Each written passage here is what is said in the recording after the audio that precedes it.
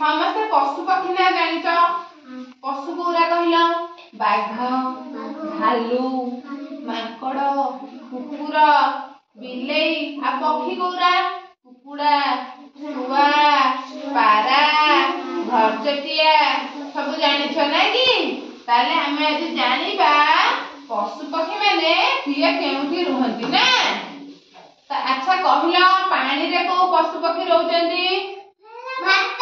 ମାଛ। ଆଉ ପାଣିରେ ଦେଖିଆ କିଏ ଅଛି କିଏ କହିପାରିବ? କୁମ୍ଭୀର ଲୋ ବାପ। ଆଉ କୁନା ପାଣିରେ କିଏ କିଏ ରୁହନ୍ତି ଦେଖିଆ ଆଉ କିଏ ଜାଣିଛ? କିଏ କହିବ? କୁମ୍ଭୀର ମାଛ ଗଲା। ଆଉ କିଏ? ଆଉ ଦେଖେ ଜାଣିଛ ନା ଆଉ କଣ? ମାଛ ବା ସଇଲା। କଙ୍କଡା। କଙ୍କଡା ପାଣିରେ ରୁହନ୍ତି ନା? ଆଉ ପାଣିରେ ଦେଖିଛ ନା ଯୋଉ କଇଁଛ ରୁହନ୍ତି? କଇଁଛ। ଆଉ ପାଣିରେ ସାପ ରୁହନ୍ତିନି ପାଣିରେ? ସାପ। ଆଉ କହିଲ ଆମ ଘର ମାନଙ୍କରେ ସବୁ କଣ ପଶୁ ପକ୍ଷୀ ରହୁଛନ୍ତି? ଲୋକ ମଣିଷ ସିନା ରହୁଛନ୍ତି। ଆଉ ପଶୁ ପକ୍ଷୀ କଣ କଣ ରଖୁଛନ୍ତି ଘରେ? ଘରେ ସବୁ କିଏ କିଏ ରହୁଛନ୍ତି? ବାଘ ଘରେ ରହିବ ନା? ଘରେ କୋଉରା କୋଉରା ରଖୁଛନ୍ତି? ହଁ।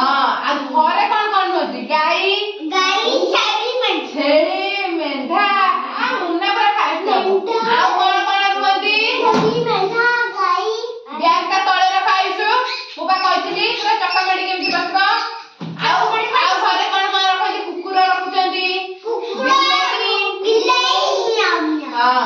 ଆଉ ଛେଳି, କୁକୁଡ଼ା ସବୁ ରଖୁଛନ୍ତି ନା।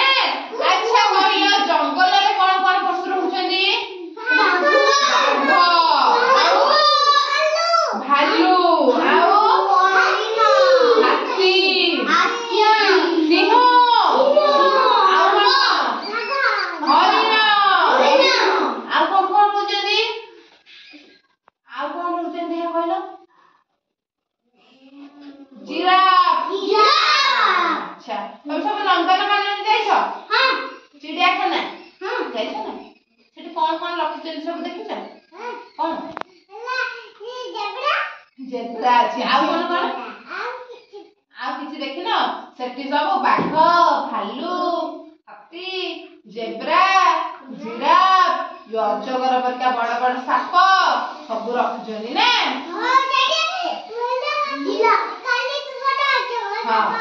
ଆଉ ଗଛରୁ ଗଛ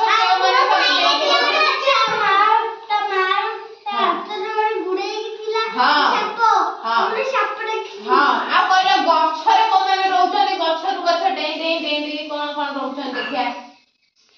ମାଙ୍କଡ ଡେଉଁନାହାନ୍ତି ଗଛରୁ ଗଛ। ଆଉ ଗଛରେ ବସା କରିକି କୋଉମାନେ ରହୁଛନ୍ତି? ଚଢେଇ। ଆଉ ଗାତ ଭିତରେ କିଏ କିଏ ରୁହନ୍ତି ଦେଖିଆ କିଏ କହିବ? କୁନା ହାତ ତଳୁ କର। ସାପ।